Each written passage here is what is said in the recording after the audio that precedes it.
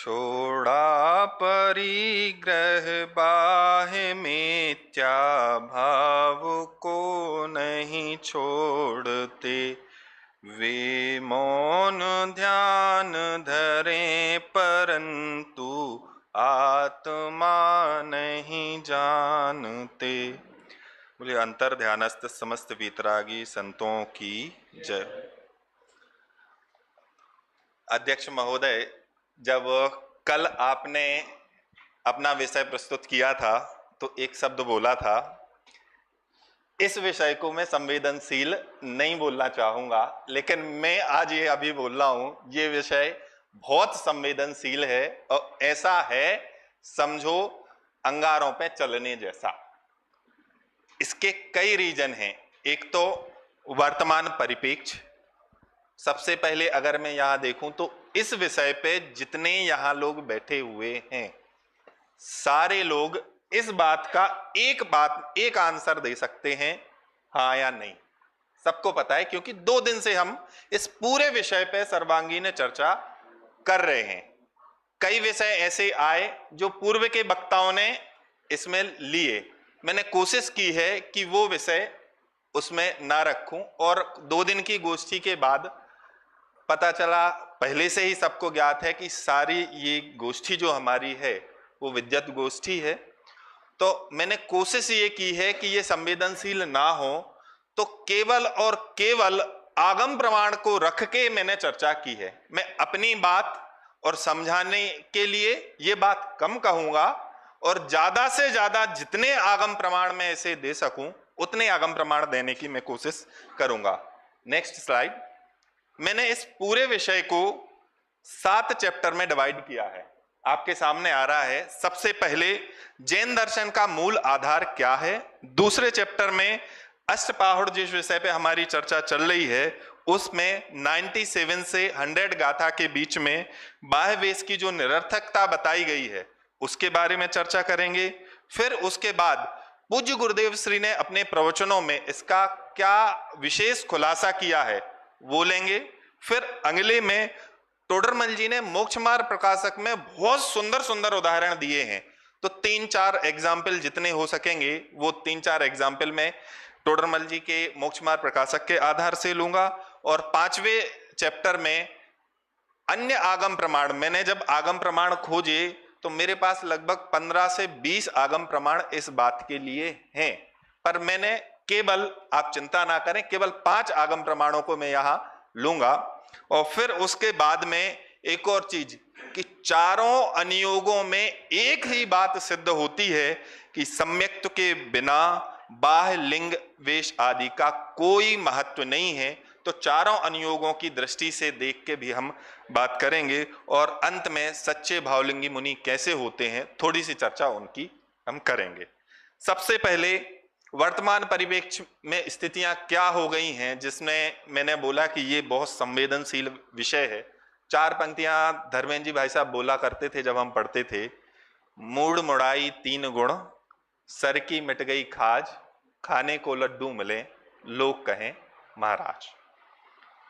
मैं केवल इतनी पंक्ति से आप समझ गए होंगे कि मैं वर्तमान परिप्रेक्ष्य की क्या स्थिति कहना चाहता हूं। मैं किसी का नाम नहीं लूंगा, केवल और केवल आगम प्रमाण से यहां चर्चा करूंगा। तो सबसे पहले हम चलते हैं अष्टपाहुड़ की, मोक्ष पाहुड़ की गाथा नंबर 97, कि जब तक मिथ्यात्व भाव नहीं छोड़ता तब तक बाह्य वेश इत्यादि का कोई महत्व नहीं है। जिसमें आपके सामने मूल गाथा, पद्यानुवाद उसका और उसका अर्थ दिख रहा है, मैं उसका पाठ करता हूं।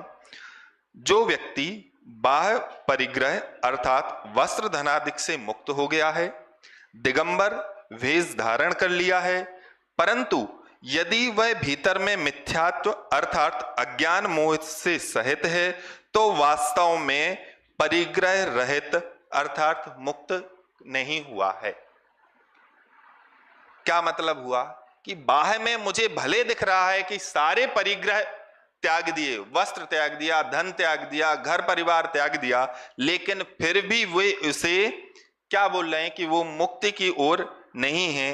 द्रव्यलिंगी साधु नहीं है। और एक बात जो विपिन जी भाई साहब ने भी अपने वक्तव्य में ली थी कि वो घंटों तक बैठ के कार्योत्सर्ग करे तो भी उस बाह्य क्रियाओं से कुछ साध्य नहीं है।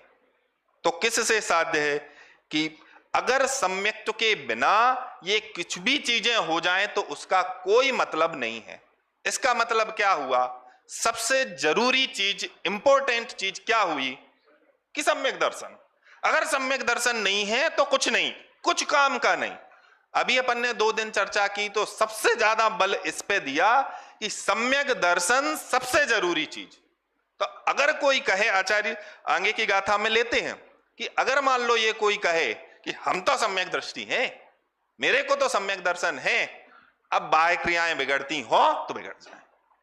कितनी बात से आचार्य पहले गाथा में कहे आए कि सम्यक दर्शन सबसे ज्यादा जरूरी चीज है। तो अगर बाह्य क्रियाएं अगर कुछ बिगड़ जाती हैं तो बिगड़ जाए। हम तो ध्यान में बैठे हैं, अगर बाह्य क्रियाएं आगे की बिगड़ रही हैं तो बिगड़ जाए, लेकिन सम्यक दर्शन नहीं बिगड़ना चाहिए। सम्यक दर्शन तो हमें है और माने कि मैं सम्यक दृष्टि हूं। तो आगे की गाथाओं में 97 और 98 गाथा में फिर ये बोला कि ये अगर ऐसा कोई कहे तो ये जिन आज्ञा भंग करना हुआ।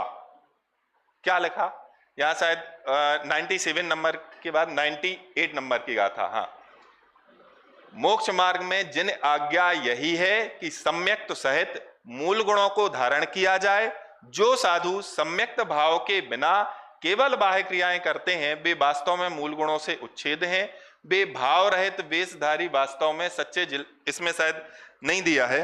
आगे की 98 नंबर की इसके और जो आगे गाथा बढ़ते हैं, मैं इसमें से मूल पढ़े देता हूं। जिन आज्ञा ऐसी है कि सम्यक्त्वादि सहित मूल गुण धारण कर धन्य हुआ साधु है, वह 28 मूल गुण पालन करे, 5 समिति करे इत्यादि सब चीजें करे, तो भी अगर सम्यक तो रहे और बोले कि बाह्य गुण बिगड़े तो बिगड़ो, हम तो मोक्ष मार्गी ही हैं, ऐसी श्रद्धा से जो जिन आज्ञा भंग करने से सम्यक्त्व का भी भंग होता है।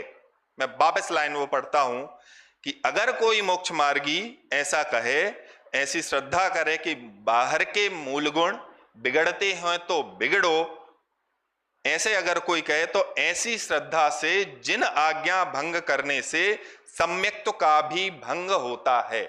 इसका मतलब क्या हुआ कि अगर हम केवल और केवल ये बात कहें कि सम्यक्त्व है तो सब कुछ है, सम्यक्त्व अगर है और बाह्य क्रियाएं बिगड़े तो बिगड़ जाएं, उससे कोई फर्क नहीं पड़ता, तो ऐसा नहीं है कि जो अगर सम्यक दृष्टि होगा तो उसकी बाह्य क्रियाएं भी बहुत व्यवस्थित होंगी, उसमें कोई भी दोष नहीं लगेगा, और अगर दोष लगेगा तो वो आचार्यों के प्रति जाकर अपने दोष दूर करेंगे। फिर उसके बाद आचार्य ने एक प्रश्न और उठाया, आगे की स्लाइड में है, 100वें नंबर की गाथा है, जिसमें आचार्य ये कहते हैं कि अगर जीव अज्ञान दशा में शास्त्रों को कितना भी पढ़ ले, कितना भी क्रियाकलाप कर ले और शास्त्रों को वो पढ़ ले, तो भी वो कुछ कार्यकारी नहीं है। वो भी मैं समय कम है अपने पास, और मेरे पास जो प्रमाण में लाया हूं वो बहुत सारे हैं कि इतने 15 मिनट के समय में मैं उसको कैसे समेटूंगा। और आगे ये जो अज्ञान दशा के बिना शास्त्र केवल बाल श्रुत हैं, ये गाथा 100वें अष्टपाहुड़ के मोक्ष पाहुड़ की गाथा में कहा गया है। और इसके अलावा अष्टपाहुड़ में और कई भी जगह, चाहे दर्शन पाहुड़ हो, भाव पाहुड़ हो, लिंग पाहुड़ हो, कई जगह ये चर्चा आई है। कुछ नेक्स्ट स्लाइड, कुछ एग्जाम्पल, मैं पूरी गाथाएं नहीं ले रहा हूं, कुछ एक एक छोटे छोटे से एग्जाम्पल दिखा रहा हूं। दर्शन पाहुड़ की गाथा में एक एग्जाम्पल आया कि नींव के बिना महल खड़ा नहीं हो सकता, कि सम्यक्त्व के बिना अगर बाह्य क्रियाएं कुछ भी करें तो उनका कोई महत्व नहीं है। तो सबसे पहले जरूरी है सम्यक्त्व। फिर उसके बाद में अगला लिए भाव पाहुड़ में एक और उदाहरण आया कि जैसे बिना मुर्दे को श्रृंगार। ये मुर्दा पड़ा हुआ है और मुर्दे को श्रृंगार करें तो कोई मतलब नहीं है। आत्मज्ञान बिना बाह्य क्रियाएं केवल और केवल निष्फल हैं, उसका कोई मतलब नहीं है। अगला फिर बाह्य पाहुड़ में अंगली तंदुल मत्स्य का जो उदाहरण संजय जी भाई साहब ने भी लिया था कि वो जो मछली है कान में, वो कोई क्रिया नहीं करता, लेकिन खोटे भाव हैं तो खोटे भाव के कारण से वो 7वें नरक में गया, और इसलिए सम्यक्त की महत्वता यहां भी बताई गई। फिर आगे नंबर का ये भी ले लिया मैं, इसलिए जल्दी जल्दी स्लाइड से आगे बढ़ रहा हूं। लिंग पहाड़ की गाथा नंबर 14 में चोर का स्वांग की भेष साधु का आचरण और चोर जैसा हो, जो मेरे ख्याल से अध्यक्ष महोदय ने भी इस ओर ध्यान अंकित किया था। इस हिसाब से मेरा अभी चैप्टर नंबर 2 खत्म हुआ। बाकी के चैप्टर हैं उसको मैं आगे जितनी जल्दी होगा मैं लेता हूं। तीसरा चैप्टर मेरा है पूज्य गुरुदेव श्री के प्रवचनों के आधार से। पूज्य गुरुदेव श्री का जो वचनामृत है, वचनामृत में एक पंक्ति आती है कि पराश्रय से मुक्ति तीनों काल में नहीं। बाह्य क्रियाकांड में लोगों की रुचि हो गई है और अंतरंग की ज्ञायक वस्तु छूट गई है। जब तक जीव अपने त्रिकाली ज्ञायक स्वभाव को भूलकर शरीर में की अवस्था में नग्नता में मुनिवेश में अपनापन मानता रहेगा, तब तक वह चाहे जितने उपवास कर ले वह मिथ्या दृष्टि ही है, वह अनंत संसार का पात्र है। Next slide. मोक्ष अच्छा ये वाली है। आत्मा का वास्तविक मूल गुण सम्यक दर्शन और वीतरागता है। यदि कोई जीव भीतर में आत्मध्यान रूपी भावलिंग को प्रकट ना करे और बाहर में नग्न वेश रखकर केवल शरीर को सुखाने रूप क्रियाएं करे, तो वह मोक्ष मार्गी नहीं है बल्कि जिन लिंग का विराधक है। ये गुरुदेव श्री के अष्टपहाड़ के मोक्ष पहाड़ के प्रवचनों के आधार से लिया है। नेक्स्ट, मोक्ष पहाड़ की प्रवचनों में एक और उदाहरण देते हैं। मोक्ष ना तो बाह्य नग्नता से मिलता है ना ही शास्त्रों को रटने से, वह तो केवल अपनी चैतन्य सत्ता में शुद्ध उपयोग रूपी एकाग्रता से ही सम्यक प्राप्त होता है। नेक्स्ट, अब हम आते हैं चैप्टर नंबर 4 की तरफ, जिसमें मैं टोडरमल जी के मोक्ष मार्ग प्रकाशक के 3 उदाहरण लूंगा। सबसे पहला उदाहरण जो सबसे ज्यादा सभी लोगों ने सुना होगा, अंक बिना बिंदी। आपको विजुअल्स के माध्यम से दिख रहा होगा। अगर आगे 1 लगा है और फिर 0 लगाओ तो उसकी जो कीमत है, हाँ आप ग्राफिक्स में देख सकते हैं, 1 को प्रकाश करके दिखाया है, 0 को ब्लैक करके। अगर आप डिटेल में भी जाएंगे तो ये बस एआई का कमाल है और कुछ नहीं है, पर ठीक है। मोक्ष मार्ग प्रकाशक का जो उदाहरण है, अंक बिना बिंदी, जैसे 1 अंक के बिना चाहे जितने शून्य लगाओ कीमत शून्य ही रहती है, उसी प्रकार सम्यक दर्शन एक अंक के समान है और उसके बाद में महाव्रत तप वो हो, और अगर 1 लिखा है तो बाकी के 0 की कीमत है, और आगे 1 नहीं लिखा तो उसकी कोई कीमत नहीं है। अगला उदाहरण मोक्ष मार्ग प्रकाशक में आया बिना बीज के खेती, कि मान लो कोई बीज नहीं डाले खेत में और सारी क्रियाएं करे, पानी भी डाले, खाद भी डाले, सब डाले, लेकिन बीज नहीं डाले तो पौधा होगा क्या? नहीं हो सकता। वैसे ही अगर सम्यक दर्शन ना हो और बाकी सब चीजें करें तो उसका कोई मतलब नहीं है, सारी चीजें निरर्थक है।